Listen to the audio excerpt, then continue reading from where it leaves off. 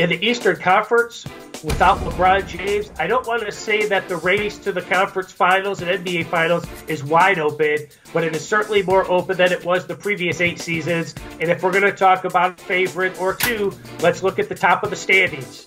The Toronto Raptors made it to the conference finals previously, and also you cannot dismiss the Milwaukee Bucks. They've been the best team in the East almost from the start of the season to the end of the season. If you're looking for a dark horse team, I necessarily don't consider the Sixers like a flat-out dark horse, but they're in 3rd place in the conference. If they can get quality play from Ben Simmons, Joel Embiid, Jimmy Butler, and Tobias Harris, the Sixers team is a team that can make some noise deep into the playoffs. Obviously, the Golden State Warriors, they are the favorites. However, they're going to have, if they play the Houston Rockets, they're going to face, some difficulty. The Rockets took them to 7 games last year.